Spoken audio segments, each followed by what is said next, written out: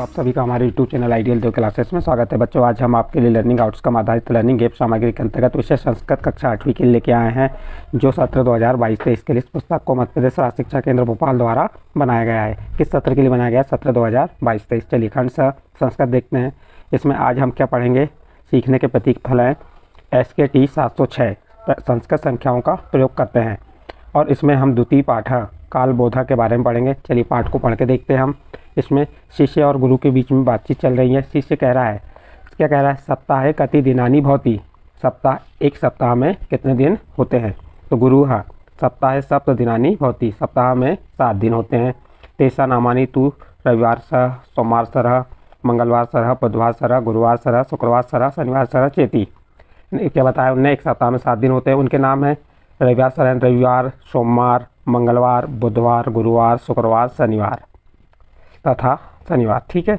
इसके बाद शिष्य कहता है वर्षे कति मासा भवति, यानी वर्ष में, एक वर्ष में कितने माह होते हैं? तो आपको मालूम है कि एक वर्ष में कितने माह होते हैं? एक वर्ष में 12 माह। तो गुरु क्या आंसर दे रहे हैं? देखिए, वर्षे द्वादश मासा भवति। गुरु क्या कह रहे हैं? वर्ष में 12 महीने होते हैं। तेषा नामानि तु चैत्र, उनके नाम क्या है? चैत्र, वैशाख, ज्येष्ठ, आषाढ़, श्रावण, भाद्रपद, आश्विन, कार्तिक, मार्गशीर्ष, पौष, माघ, फागुन, चेती। तो उन्हें बताया यहाँ पे हिंदी में क्या होगा? कौन कौन से माह हैं? चैत, वैशाख, ज्येष्ठ, आषाढ़, श्रावण, भाद्रपद, श्रावण, कार्तिक, मार्गशीर्ष, पौष, मार्गशीर्ष यानी अगहन होता है, पौष, माघ और फागुन। तो ये हो गए आपके एक वर्ष में कितने माह होते हैं, और उनके नाम बता दिए, हिंदी माह के नाम हैं। फिर उसके बाद शिष्य क्या कह रहा है? तिथियां कति भवति, तिथियां कितनी होती हैं? तो गुरु आंसर दे रहा है प्रतिपक्ष तिथियां पंचदश भवति। क्या कह रहा है इसमें? प्रतिपक्ष तिथियां पंचदश, यानी कितनी 15 तिथियां होती हैं। उन्होंने क्या बताया इसमें? प्रत्येक पक्ष में 15 तिथियां होती हैं। कौन कौन सी होती हैं? देखिए, प्रतिपदा, द्वितीया, तृतीया, चतुर्थी, पंचमी, षष्ठमी, सप्तमी, अष्टमी, नवमी, 10वीं, एकादशी, द्वादशी, त्रयोदशी, चतुर्थी, पूर्णिमा, अमावस्या। वाह! तो उन्होंने बताया कि प्रत्येक पक्ष में 15 तिथियां होती हैं। जैसे प्रतिपदा, द्वितीया, प्रतिपदा यानी पड़वा, द्वितीया दूज, तृतीया तीज, चतुर्थी चौथ, पंचमी पाँचे, षष्ठमी सप्तमी, अष्टमी, नवमी, 10वीं, एकादशी, द्वादशी, त्रयोदशी, चतुर्दशी और पूर्णिमा, अमावस्या। ये हो गई, तिथियाँ हो गई। फिर उसके बाद देखिए क्या कह रहा है? मासे 2 पक्षे भवता, शुक्ल पक्ष, कृष्ण पक्ष चेती, यानी महीने में 2 पक्ष होते हैं, शुक्ल पक्ष और कृष्ण पक्ष। शुक्ल पक्ष पूर्णिमा, कृष्ण पक्ष अमावस्या। शुक्ल पक्ष कब होता है? पूर्णिमा को। और कृष्ण पक्ष कब होता है? अमावस्या। शुक्ल पक्ष चंद्र क्रमशः वर्धते, शुक्ल पक्ष में चंद्रमा धीरे धीरे बढ़ता है, वर्धते यानी बढ़ता है। पूर्णिमा सह पूर्णता प्राप्ति, और पूर्णिमा के समय पूरा प्राप्त होता है, यानी पूर्णमासी के समय क्या होता है? पूर्णता को प्राप्त कर लेता है। सह पंचदश भी कला भी पूर्ण भवति, वह 15 कलाओं से पूर्ण होता है। यहाँ पंचदशी यानी कला भी भवति, यानी कि 15 कलाओं से क्या होता है? पूर्ण होता है। चलिए आगे देखते हैं क्या कह रहा है इसमें? कृष्ण पक्षे च क्रमशः 6 प्राप्तोनि, और कृष्ण पक्ष में क्रमशः छीड़ता है, 6 को प्राप्त कर लेता है। प्रतिदिन तस्य एका कला क्षीयते, और प्रत्येक दिन उसकी एक कला क्षीण हो जाती है। अमावस्या से पूर्ण रूपेण लुप्त भवति, और अमावस्या को वह पूर्ण रूप से छिप जाता है। शिष्य वर्षे कति ऋतु भवति, यानी वर्ष में कितनी ऋतुएं होती हैं? शिष्य ने पूछा। तो गुरु कहता है चैत्र वैशाखो वसंत, ज्येष्ठास्यो ग्रीष्म, श्रावण भाद्रपद्यो वर्षा, आश्विन कार्तिकयो शरद, मार्गशीर्ष पौष्यो हेमंत, माघ फाल्गुन्यो शिशिर एवं षष्ठ ऋतुआ भवति। शिष्य एकादश विंशति पर्यंत संख्यान गणे, यानी कि इसमें ये बताया चैत और वैशाख में वसंत, ज्येष्ठ और आषाढ़ में ग्रीष्म, श्रावण और भाद्र में कौन सी होती? श्रावण और भाद्र में वर्षा, और आश्विन और कार्तिक में शरद, मार्गशीर्ष पौषों में हेमंत, और माघ फागुन में शिशिर। इस तरह 6 ऋतुएं होती हैं। ये शिष्य 11 एकादश यानी होता है 11 से 20 तक की संख्या गिनो।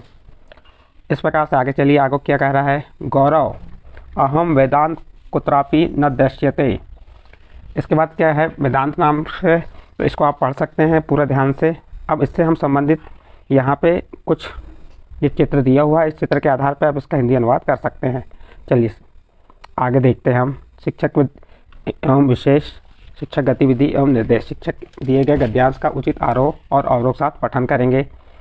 गद्यांश में आए संख्या शब्दों को चिन्हित करेंगे, संख्याओं को लिंगानुसार लिखेंगे, संख्या शब्दों के सामने उनके अंक लिखेंगे। एकादश यानी क्या होता है 11, द्वादश यानी 12, त्रयोदश यानी 13। इसी प्रकार अन्य संख्याओं को भी लिखेंगे। चलिए देखते हैं आगे हम क्या दिया हुआ उसमें। संस्कृत संख्या 11 से 20 तक। एकादश यानी क्या होता है 11, ये क्या होता है बहुवचनम होता है। द्वादश 12 बहुवचनम, त्रयोदश 13 और चतुर्दश 14, पंचदश 15, षोडश 16, सप्तदश 17, अष्टादश 18 और 9 10 जिसको एकोना विसंति भी कहते हैं जो 19 होता है और विसंति है 20। ये पूरे क्या होते हैं बहुवचनम होते हैं। कैसे होते हैं बहुवचनम होते हैं। इसमें आप ध्यान देंगे। अब जो वर्कशीट आ रही है हम उस वर्कशीट पे कार्य करेंगे। यहाँ गतिविधि और अभ्यास कार्य दिए गए हैं।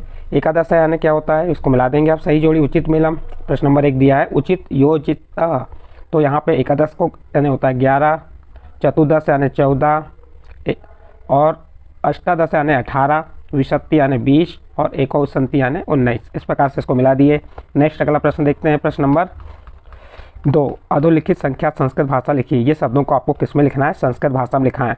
अब यहाँ पे आपकी जगह नहीं है, हमने इसको कहाँ लिख दी साइड में। ये यहाँ पे इसका उत्तर लिख के बताएं। देखिए यहाँ मिल सकता है आपको।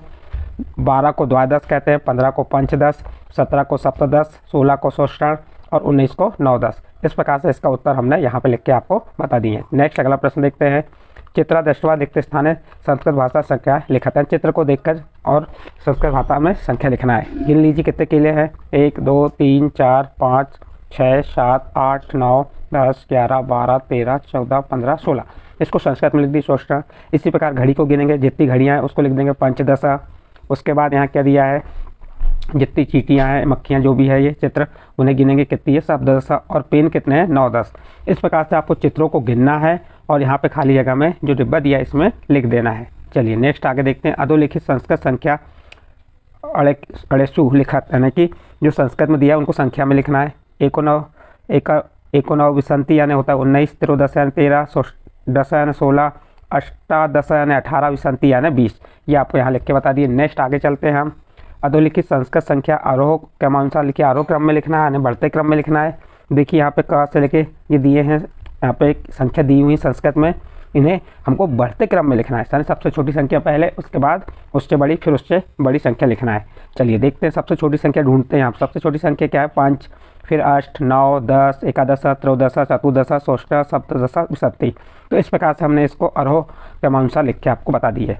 चलिए आगे देखते हैं। प्रश्न नंबर 6, प्रदत्ता तिथि उचित क्रमानुसार लिखत।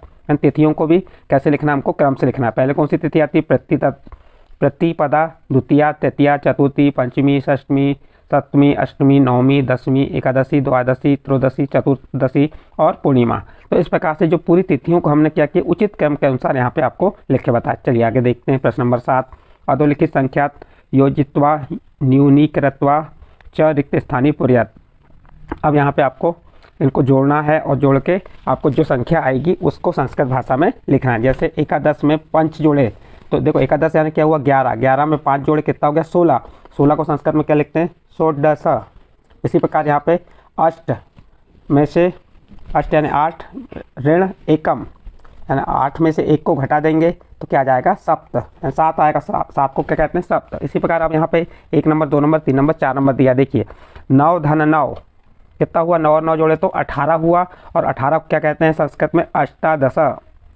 10 में कितना जोड़ेंगे कि अष्टादश बनेगा, तो 10 में हम अष्ट जोड़ देंगे तो अष्टादश बनेगा। यानी कि ये 10 धन 8 कितना हो गया 18, 18 क्या कहते हैं अष्टादश। विसंति यानी क्या होता है 20, 20 में से षड यानी कि 6 को घटा दीजिए तो कितना आएगा 14, 14 को संस्कृत में क्या कहते हैं चतुर्दश। इसी प्रकार अष्ट में से 5 को घटाए तो त्रिणी आया, त्रिणी यानी 3 आया।